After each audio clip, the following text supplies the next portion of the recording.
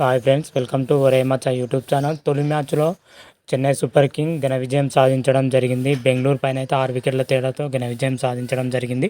ఈ మ్యాచ్లో వచ్చేసరికి చెన్నై సూపర్ కింగ్ సమిష్టిగా రాణించడం జరిగింది. ఇదే మ్యాచ్లో ఆర్సీబీ ఓడిపోవడానికి, చెన్నై సూపర్ కింగ్ గెలవడానికి గల కారణాలు ఏంది తెలుసుకునే ముందు మా ఛానల్ సబ్స్క్రైబ్ చేసుకోండి. పక్కన ఉన్న బెల్ ఐకాన్ మాత్రం అయితే క్లిక్ చేసి పెట్టుకోండి. ఫర్దర్గా మేము వీడియోలు అప్లోడ్ చేసినప్పుడు మీకు నోటిఫికేషన్ వస్తుంది. IPL 2024 starting match Chennai Super king versus royal Challengers Bengaluru మధ్య స్టార్ట్ కావడం జరిగింది. ముందుగా టాస్ గెలిచిన రాయల్ ఛాలెంజర్స్ బెంగళూరు అయితే బ్యాటింగ్ ఎంచుకోవడం జరిగింది. అంటే టాస్ గెలిచిన తర్వాత ఫ్యాఫ్ డు ప్లెసిస్ ఏమన్నాడంటే బ్యాటింగ్ ఎక్కువ సపోర్ట్ చేస్తున్న పిచ్ కావడంతో అందుకే బ్యాటింగ్ ఎంచుకున్నాడని చెప్పడం జరిగింది. ఇది కొంచెం విచిత్రంగా అనిపించింది. ఎందుకంటే బ్యాటింగ్ ఎంచుకోవడం అంటే బౌలింగ్ ఎంచుకుంటే బాగుండేది అనిపించింది, నాకు అనిపించింది. కాకపోతే ఫ్యాఫ్ డు ప్లెసిస్ బ్యాటింగ్ ఎంచుకోవడం జరిగింది. అయితే తొలుత బ్యాటింగ్ చేసిన బెంగళూరు రాయల్ ఛాలెంజర్స్ ఆరంభంలో మాత్రమైతే దాటిగా ఆడిందని చెప్పుకోవచ్చు. ముఖ్యంగా ఫ్యాఫ్ డు ప్లెసిస్ మాత్రమైతే ఇరగదీసి ఆరేసాడని చెప్పుకోవచ్చు. ముఖ్యంగా ఫ్యాఫ్ డు ప్లెసిస్ వచ్చేసరికి పవర్ ప్లేలోనే దాటిగా ఆడడం జరిగింది. దీపక్ చార్ బౌలింగ్లో కానీ, శరత్ దేశపాండే బౌలింగ్లో కానీ అద్భుతంగా ఫ్యాఫ్ డు ప్లెసిస్ అయితే రాణించడం జరిగింది. ఒకానొక టైంలో వచ్చేసరికి 4 ఓవర్లోనే 43 పరుగులు చేయడం జరిగింది. ఆ తరుణంలోనే మన బంగ్లాదేశ్ ఫాస్ట్ బౌలర్ ముషిద్ రైమన్ రావడం జరిగింది.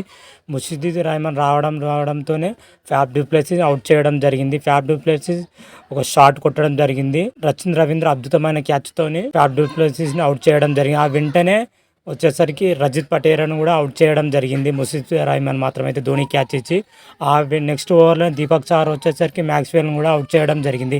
43 ఓవర్ల దగ్గరనే రాయల్ ఛాలెంజర్స్ బెంగళూరు 3 వికెట్లు కోల్పోవడం జరిగింది. వెంటనే వికెట్లు కోల్పోవడం జరిగింది. ఆ తర్వాత కెమెరాన్ గ్రీన్, విరాట్ కోహ్లీ కొంచెం సేపు రాణించడం జరిగింది. వీళ్ళిద్దరు మంచి నిలదొక్కున్న సమయంలోనే ముషిద్ రైమన్ వచ్చేసరికి వీళ్ళిద్దరిని మరోసారి అవుట్ చేయడం జరిగింది. ముఖ్యంగా విరాట్ కోహ్లీని అవుట్ చేసిన విధానం అయితే సూపర్గా ఉందని చెప్పుకోవచ్చు. విరాట్ కోహ్లీ భారీ షాట్ ఆడడం జరిగింది. ముఖ్యంగా రహానే మాత్రమైతే అద్భుతమైన ఫీల్డింగ్తో, అద్భుతమైన క్యాచింగ్తో అవుట్ చేయడం జరిగింది. విరాట్ కోహ్లీ వచ్చేసరికి 20 బాల్లో 21 రన్స్ చేసి ఒక సిక్సర్తో అవుట్ అవ్వడం జరిగింది. ఆ తర్వాత వచ్చేసరికి అనుజ్ రావత్ మాత్రమైతే అద్భుతంగా ఆడడం జరిగింది. అదేవిధంగా అతని తోడుగా దినేష్ కార్తిక్ సూపర్గా రాణించడం జరిగింది. వీళ్ళిద్దరు దాదాపు 95 పరుగుల భాగస్వామ్యాన్ని నెలకొల్పడం జరిగింది.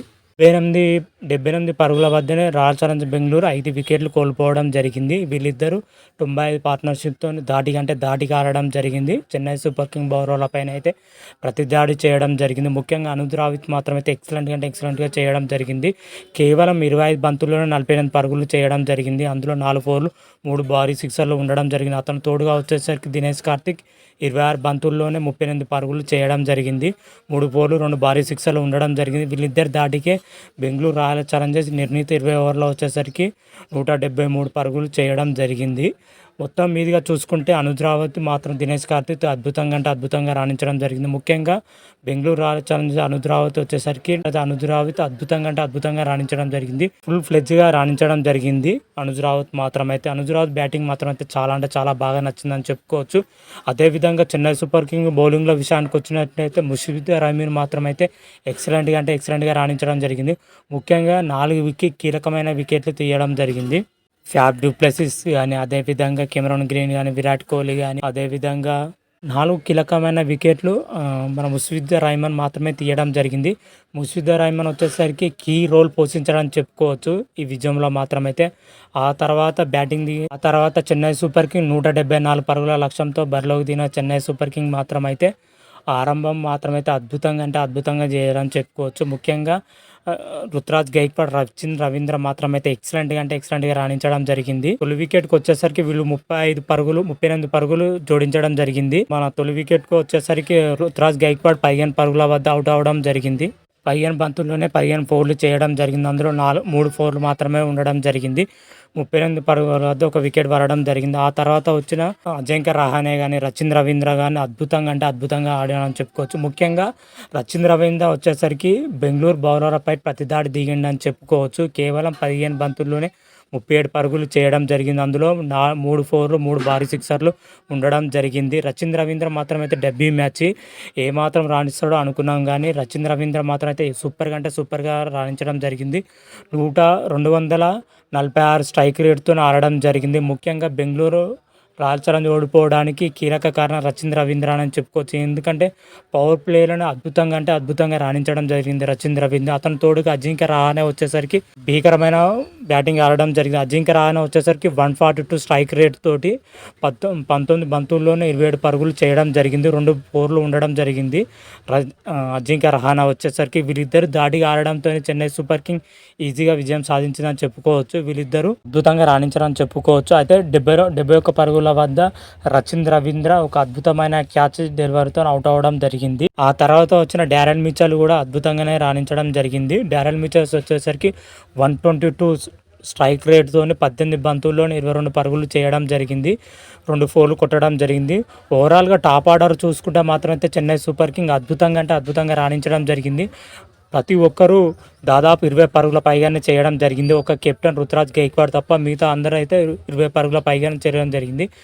ఆ తర్వాత డారెల్ మిచెల్ అవుట్ అయిన తర్వాత శివం దుబే అదేవిధంగా రవీంద్ర జడేజాలు చివరి వరకు ఉండి మ్యాచ్ని అయితే ఫినిషింగ్ చేశారని చెప్పుకోవచ్చు. ముఖ్యంగా శివం దుబేకి మాత్రమైతే బెంగళూరు రాయల్ ఛాలెంజర్స్ బౌలర్ మాత్రమైతే బౌన్సర్తో దాడి చేయడం జరిగింది.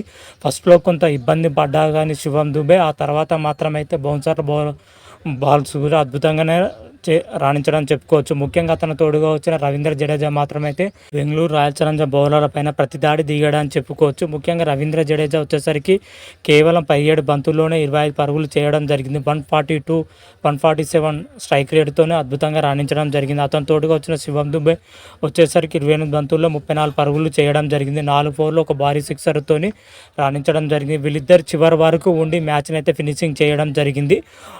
మన గత 2023 ఫైనల్ మ్యాచ్లో వీళ్ళిద్దరే ఫినిషింగ్ చేయడం జరిగింది. అప్పుడు టైటిల్ గెలవడం జరిగింది. ఇప్పుడు కూడా బెంగళూరు రాయల్ ఛాలెంజ్తో జరిగిన మ్యాచ్లో కూడా వీళ్ళిద్దరినే మ్యాచ్ చివరి వరకు ఉండి అద్భుతంగా అంటే అద్భుతంగా రాణించడం జరిగింది. దాదాపు వీళ్ళిద్దరు కలిసి చివరిలో 64 పరుగుల పార్ట్నర్షిప్ చేయడం జరిగింది. ఓవరాల్గా చూసుకుంటే చెన్నై సూపర్ కింగ్ మాత్రమైతే అద్భుతంగా అంటే అద్భుతంగా రాణించిందని చెప్పుకోవచ్చు. బ్యాటింగ్ ఆర్డర్ అయితే ఎక్సలెంట్గా రాణించిందని చెప్పుకోవచ్చు. బౌలింగ్ ఆర్డర్లో చూసుకుంటే చెన్నై సూపర్ కింగ్ కొంచెం డిసప్పాయింటెడ్ అయితే కనిపించింది. ఎందుకంటే Chennai Super King bowling order Deepak Chahar కానీ దేశపాండే కానీ బౌలింగ్లో ధారాళంగా పరుగులు ఇవ్వడం జరిగింది. అయితే చెన్నై పిచ్ స్లో పిచ్ కావడంతోనే ముస్తఫిజుర్ రహమాన్ మాత్రమైతే అద్భుతంగా అంటే అద్భుతంగా రాణించడం జరిగింది. అతని యొక్క టాక్టిక్ వేరియేషన్స్లో బౌలింగ్లో మాత్రమైతే 4 వికెట్లు తీయడం జరిగింది. చెన్నై విజయంలో కీ రోల్ పోషించడం చెప్పుకోవచ్చు ముస్తఫిజుర్ రహమాన్తో పాటు. అయితే చెన్నై బౌలింగ్ మాత్రమైతే నెక్స్ట్ మ్యాచ్లోకి వచ్చేసరికి ఇంప్రూవ్ చేసుకోవాలని చెప్పుకోవచ్చు. ఇదే తరాల రాణిస్తే మాత్రం నెక్స్ట్ మ్యాచ్లో సాధించకపోవచ్చు. ఎందుకంటే బౌలింగ్ లైనప్ కొంచెం డిసప్పాయింటెడ్గా కనిపిస్తుంది చెన్నై సూపర్ కింగ్ విషయానికి వచ్చినట్టయితే. అదే ముఖ్యంగా రాయల్ ఛాలెంజర్స్ బెంగళూరు విషయానికి వచ్చినట్టయితే చాలా కారణాలు ఉన్నాయని చెప్పుకోవచ్చు. బ్యాటింగ్ ఆర్డర్లో చూసుకుంటే టాప్ ఆర్డర్ అయితే దారుణంగా అంటే దారుణంగా విఫలం అవడం జరిగింది. మనం ఒక ఫ్యాబ్ డూప్లెసిస్ తప్ప విరాట్ కోహ్లీ కానీ మ్యాక్స్వెల్ కానీ రజిత్ పటేల్ కానీ దారుణంగా అంటే దారుణంగా విఫలం అవడం జరిగింది. ముఖ్యంగా రాయల్ ఛాలెంజర్స్ బెంగళూరుకు మాత్రమైతే కలిసి వచ్చే అంశం అయితే అనుజ్ రావుత్ మాత్రమైతే అద్భుతంగా రాణించడం జరిగింది. గత సీజన్లో ఏమాత్రం రాణించకుండా ఈ సీజన్లో రాణించడం బెంగళూరు రాయల్ ఛాలెంజర్స్ కలిసి వచ్చే అంశం అనుకోవచ్చు. అదేవిధంగా దినేష్ కార్తిక్ గత సీజన్లో ఏమాత్రం రాణించలేదు. ఫినిషర్గా అయితే దారుణంగా విఫలం అవ్వడం జరిగింది. కానీ ఈ మ్యాచ్లో అద్భుతంగా రాణించడం జరిగింది దినేష్ కార్తిక్ మాత్రమైతే. ఈ 2 విషయాలు అయితే బెంగళూరు రాయల్ ఛాలెంజర్స్కి అయితే కలిసి వచ్చే అంశం అని చెప్పుకోవచ్చు. కాకపోతే బౌలింగ్లో మాత్రమైతే చాలా దారుణంగా అంటే దారుణంగా విఫలం అని చెప్పుకోవచ్చు. రాయల్ ఛాలెంజ్ బెంగళూరు బౌలింగ్లో కానీ మహమ్మద్ సిరాజ్ కానీ ఇజ్రాయెల్ కానీ అలజర్ జోసెఫ్ కానీ కరణ్ శర్మ కానీ బాగానే వేశారు బౌలింగ్. కాకపోతే అంతగా ఆకట్టుకోలేకపోయారు. ముఖ్యంగా ఇజ్రాయెల్ మాత్రమైతే ఇంపాక్ట్ ప్లేయర్గా వచ్చి అద్భుతంగా రాణించడానికి చెప్పుకోవచ్చు. అదేవిధంగా కెమెరాన్ గ్రీన్ కూడా అద్భుతంగా బౌలింగ్ చేయడం జరిగింది. 3 ఓవర్లు వేసి 27 పరుగులు ఇచ్చి 2 వికెట్లు తీయడం జరిగింది కెమెరాన్ గ్రీన్ మాత్రమైతే. ఓవరాల్గా చూసుకుంటే మాత్రమైతే బెంగళూరు రాయల్ ఛాలెంజర్స్ బౌలింగ్ అయితే చాలా దారుణంగా ఉందని చెప్పుకోవచ్చు.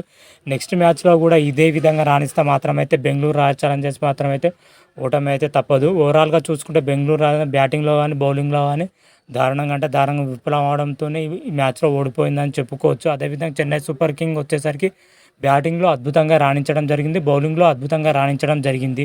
టోటల్‌గా ఓవరాల్‌గా చెన్నై సూపర్ కింగ్ 2 విభాగాల్లో అద్భుతంగా రాణించడం జరిగింది కాబట్టి ఈ మ్యాచ్‌లో విజయం దక్కిందని చెప్పుకోవచ్చు.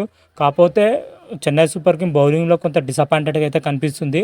బౌలింగ్‌లో కొంచెం మెరుగుపడితే మాత్రమైతే చెన్నై సూపర్ కింగ్ తిరుగుండదని చెప్పుకోవచ్చు. మొత్తం ఓవరాల్‌గా చూసుకుంటే చెన్నై సూపర్ కింగ్ మ్యాచ్‌లో అద్భుతమైన విజయంతోని ఐపీఎల్ అయితే ఆరంభించడం చెప్పుకోవచ్చు. డిఫెండింగ్ ఛాంపియన్ ఎలా ఉండాలో ఆ విధంగానే ఐపీఎల్ మాత్రం అయితే ప్రారంభించడం జరిగింది. మరి చూద్దాం నెక్స్ట్ మ్యాచ్‌లో బెంగుళూరు రాయల్ ఛాలెంజ్ ఎలా ఆడుతుంది, చెన్నై సూపర్ కింగ్ ఎలా ఆడుతుంది అనేది నెక్స్ట్ వీడియోలో తెలుసుకుందాం. అంతవరకు మీకు ఈ వీడియో గాని నచ్చినట్లయితే లైక్ చేయండి, షేర్ చేయండి. మరిన్ని వీడియోల కోసం మా ఛానల్ సబ్స్క్రైబ్ చేసుకోండి. పక్కన ఉన్న బెల్ ఐకాన్ మాత్రం అయితే క్లిక్ చేసి పెట్టుకోండి. ఫర్దర్‌గా మేము వీడియోలు అప్లోడ్ చేసినప్పుడు మీకు నోటిఫికేషన్ వస్తుంది. హర హర మహాదేవ్ శంభో శంకర. Thank you.